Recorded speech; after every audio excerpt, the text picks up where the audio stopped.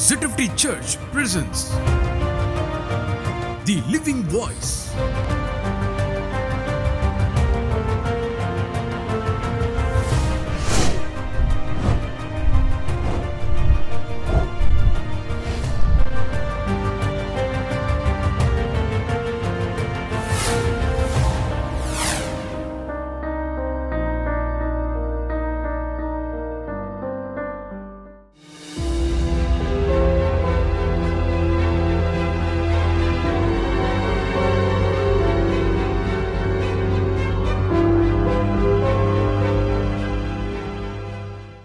I greet you all in the precious name of our Lord and Savior Jesus Christ. Welcome back to the Living Voice channel and welcome to our broadcast once again.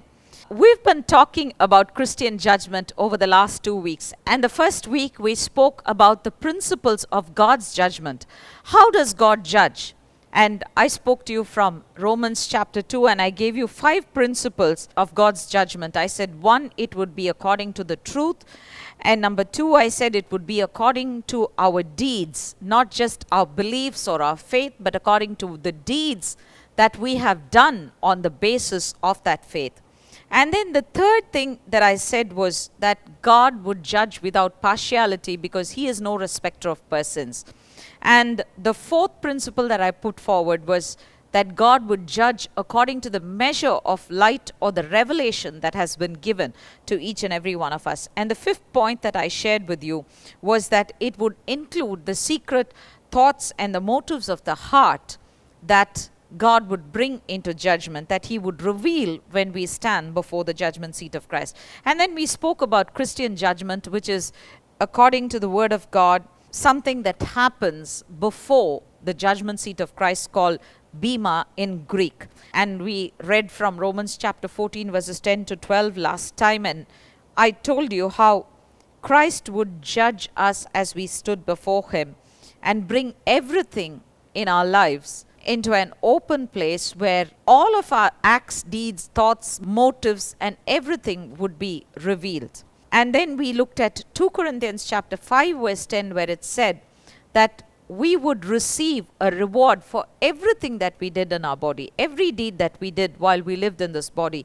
And whether good or bad, we would be rewarded accordingly.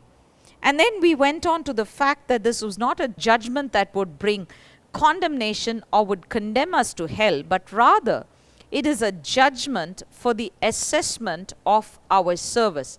The service that we have offered to Christ based on all that He has input into our lives, based on all the blessings of the Christian life that He has given us. And we said that with Him there's going to be no neutrality as well. Either everything that we have done is going to be categorized as good or bad, but no deed would go into a third bin called neutral. With God, there is only 2 categories in everything. It's either light or darkness. It's either cold or hot. It's either righteousness or sin. And so Jesus says that He would be judging us on the basis of the works that we have done because of the righteousness that He imparted to us. Now, that's a very clear principle in Christian life. We are not saved because of our works, but we are saved because of our faith in Christ Jesus. We are saved by grace, and righteousness is imparted to us. The imparted righteousness is something that then has to be outworked in the deeds or the works of righteousness that we will do in our body while we live on this earth. And that's what is going to bring us the rewards from His kingdom. So, as Romans 8:1 says, there is therefore now no condemnation for those who are in Christ Jesus. So we are not going to be condemned, but we are going to be assessed for the quality of service that we have offered to Jesus while we lived on this earth. And I pointed out from 1 Corinthians chapter 3 verses 11 to 15, there is something very important about the service that we offer to Christ. The first thing I said was the foundation that we build on is very important. Are we building on the one foundation, that is Christ Jesus, or are we building on other unsure foundations? And then we said the second thing that we need to check when we build on that foundation is the quality of the materials or the choice of materials that we use. Because wood, hay and stubble, or things that are not eternal, things that do not pass the test of fire, are things that we can use to build, or we can use gold, silver, and precious stones, which are things of lasting value. They are things that are put through fire, and when they go through fire, they're even more refined.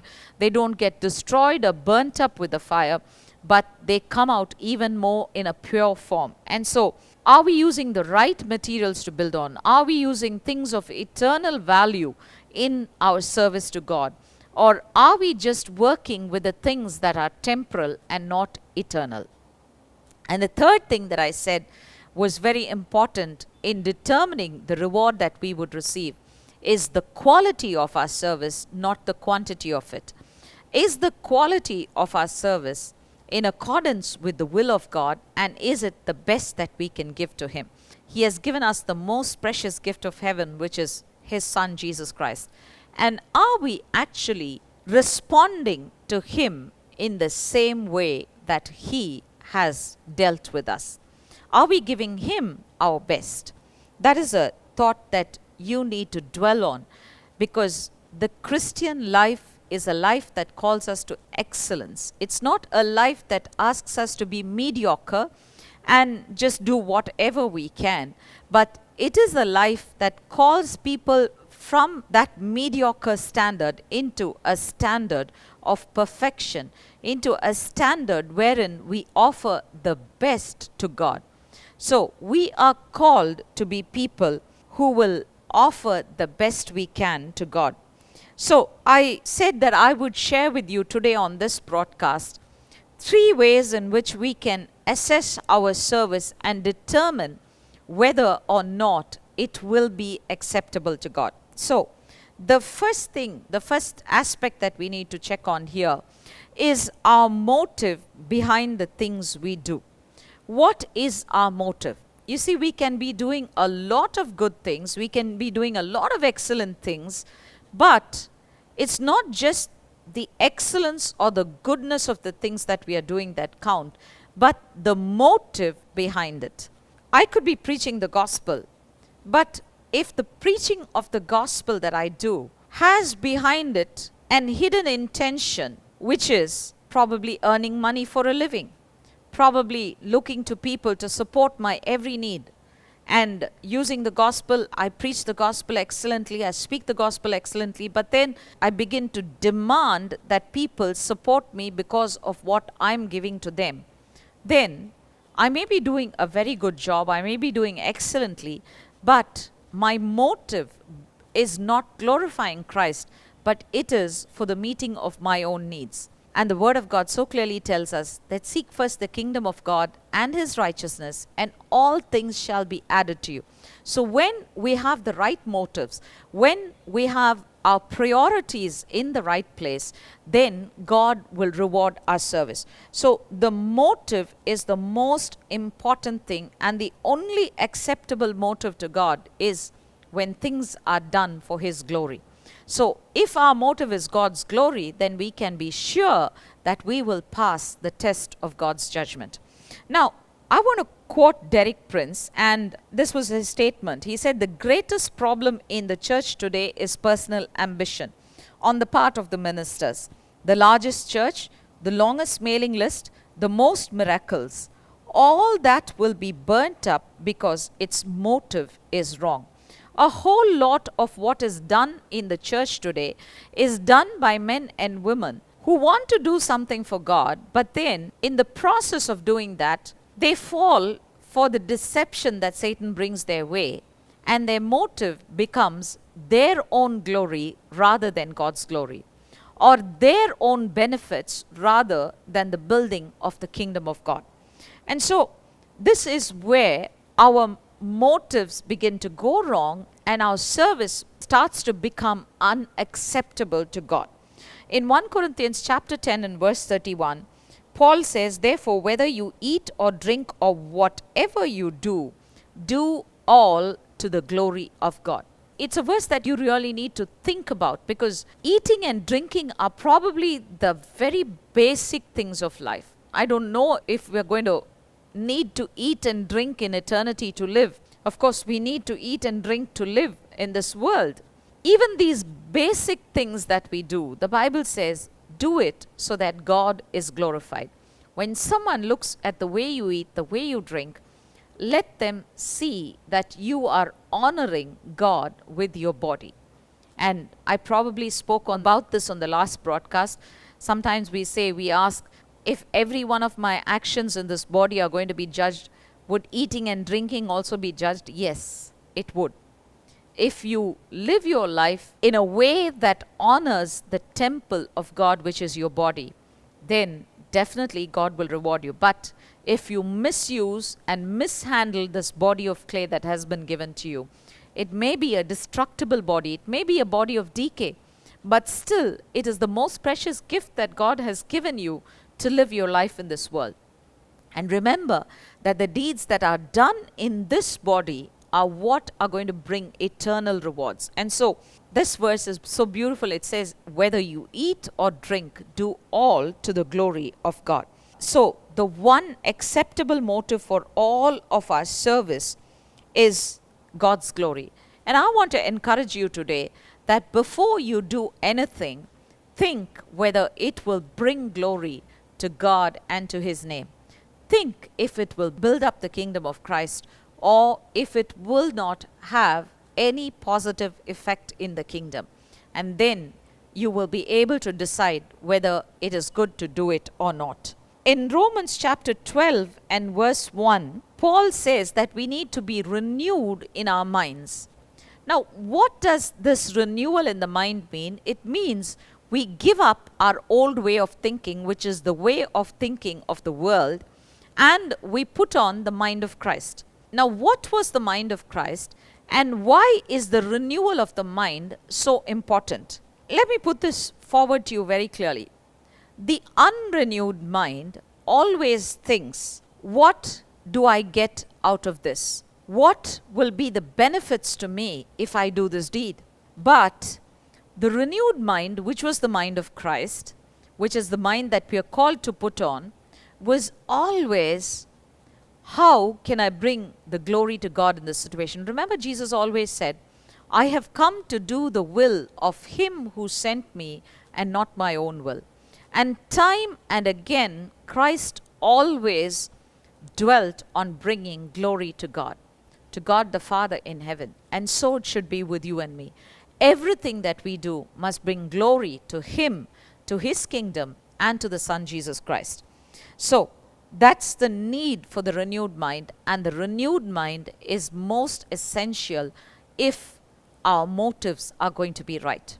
The second way that we make sure our service is acceptable to God is obedience to God's word. If our works are done in obedience to the word of God, definitely the works that we do will stand the test of fire. That's the only acceptable basis. In Matthew chapter 7, Jesus speaks about two different kind of persons. Of course, He's not talking about the same materials that we spoke about in 1 Corinthians, but this is again a very effective passage in showing us what will stand and what will not stand. In Matthew 7, Jesus speaks about two different kinds of persons, one who builds on the sand and one who builds on the rock. And at the end, in Matthew chapter 7, verse 21, Jesus says, not everyone who says to me, Lord, Lord, shall enter the kingdom of heaven, but he who does the will of my Father in heaven.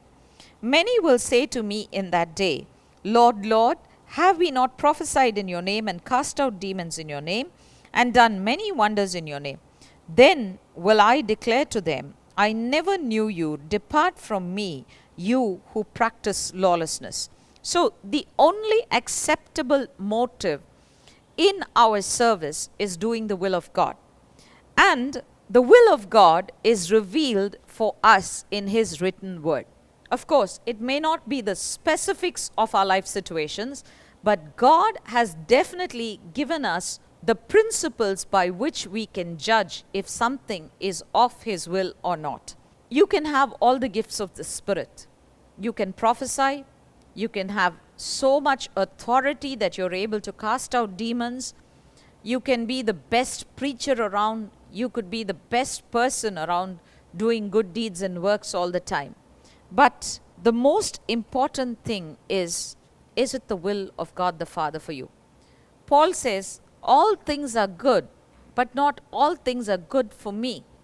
Everything is not acceptable for me. What God has for my life, the plans and the purposes, the blueprint that He has for my life is the only thing that can be good for me. And that is the only thing that will help me to receive the rewards that God has for me when I stand before Him. And this passage is very interesting because it says people who prophesied, people who cast out demons in Jesus' name, and people who worked wonders and miracles. They were called workers of lawlessness or iniquity. Why? Because the works that they did, although they were acceptable to God, you may say, now those were works that they could not have done without knowing the power and the authority in the name of Christ. Those are works that they could not have done if they did not know God. Yes, they did know God, and they did use the power and the authority. They had an understanding of the authority of God and how to use it, and they used it effectively. But unfortunately, while they used it effectively, they did not use it in accordance with the will of God. It was more the gift invested in them being used according to their own will rather than the will of the one who gave it to them. And so, these are people who think that they can basically take the principles of the Word of God. I'm so sorry to say that today we have many such people in the world. You know, knowledge has increased, as the Bible says that in the last days, knowledge will increase greatly, and people will run to and fro and will explore and research the Word of God, bringing out the principles of the Word of God and the principles that will work things out for them. Unfortunately, once they have got hold of the principles and the ways of using those principles, they use them according to their own will and their own thinking, and they forget that God has planned out every step that I need to take. Jesus said, "You will do these works and greater works than these." We see that Jesus in the Gospels healed many people. He either physically laid His hands on them or spoke a word and they were healed. The lady with the issue of blood touched the hem of His garment and she was healed.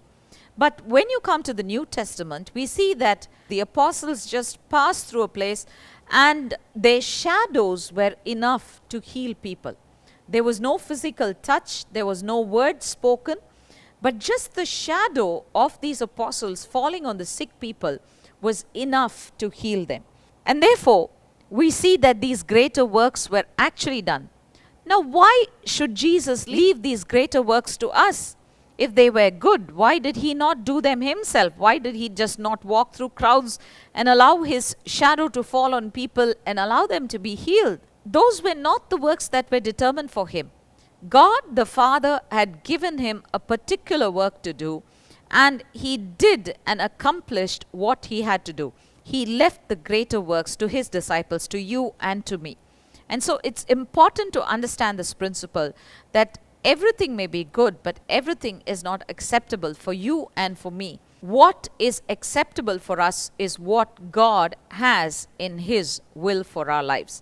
And so walking according to the will of God is the most important thing that we could do. Remember Balaam, the great prophet who had these miraculous prophetic gifts, words of knowledge and words of wisdom, but unfortunately, in spite of everything that he spoke, even the wonderful prophecies that he gave regarding the children of God, regarding the nation of Israel, came to pass. Their destinies were spoken out by Balaam. But unfortunately, he died such a horrible death. He did not receive any benefits for the prophecies he had spoken, simply because his motive was not right. His motive was the love of money rather than the glory of God. His motive was doing his own thing, his own way. He did not care for the will of God. And God specifically told him, "Do not go with the king's men, because it is not my desire to allow you to curse the people." And so we know the whole story, that he went against all of God's wishes. And that was why he suffered such a bad end. Now, the third thing that makes our service acceptable to God is that the service is done in the power of the Holy Spirit. You and I may have many talents and abilities. We may be able to achieve great things on our own. But for anything to be accepted by God, it requires the power of the Holy Spirit. And the Holy Spirit is often compared to fire. Remember in the Old Testament when Elijah built the altar and he laid on it his sacrifice, he did not put fire to it, but rather he asked God to send down fire from heaven so that the people would know that the sacrifice was honored and accepted by God. And it's the same with us in the New Testament. We may be able to do everything, but when it is done in the power of the Spirit of God, the acceptance of God is upon those deeds. In the book of Romans chapter 15, verse 18 and 19, Paul says, "For I will not dare to speak of any of those things which Christ has not accomplished through me, in word and deed, to make the Gentiles obedient in mighty signs and wonders by the power of the Spirit of God." And that's probably the most important phrase there. Paul does not want to speak of anything that was accomplished except that which was accomplished by the power of the Spirit of God working in him. Essentially, what Paul is saying there is that anything in my life that is worthy of mention is only that which I have accomplished by the power of the Spirit of God and not by my own. So, the power that is acceptable for ministry is the power of the Holy Spirit. So, once again, let me give you those 3 requirements that you will need to stand the test of fire. 1, your motive should be for God's glory. 2 is the question, am I doing this in obedience to God's will, to the Word of God, or am I doing my own thing and making my own rules? Am I building my service the way I want it rather than the way God wants it?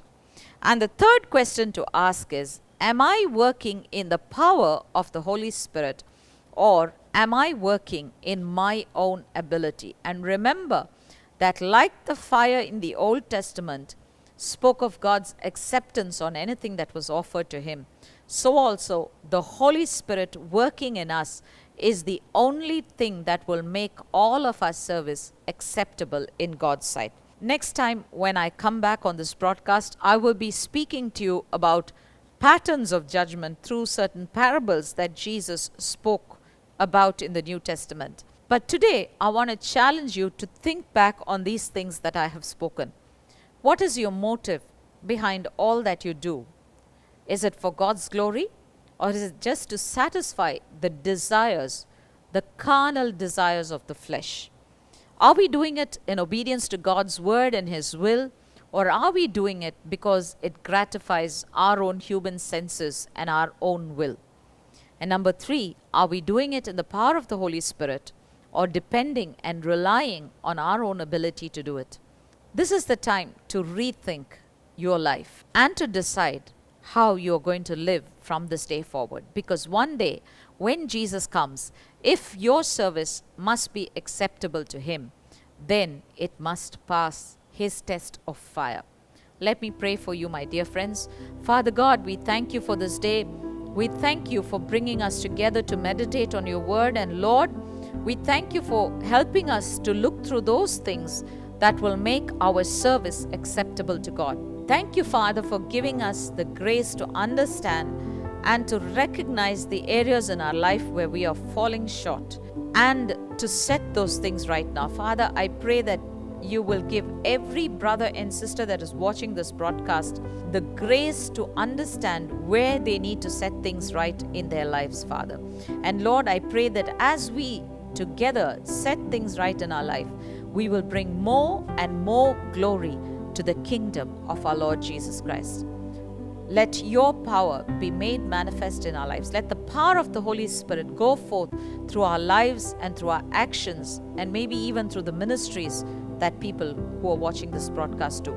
Father, bless them, sustain them, keep them, Father, in your care. In Jesus' mighty name we pray. Amen. Amen. May the Lord bless you and keep you until we meet again on this broadcast next Monday at the same time. God bless.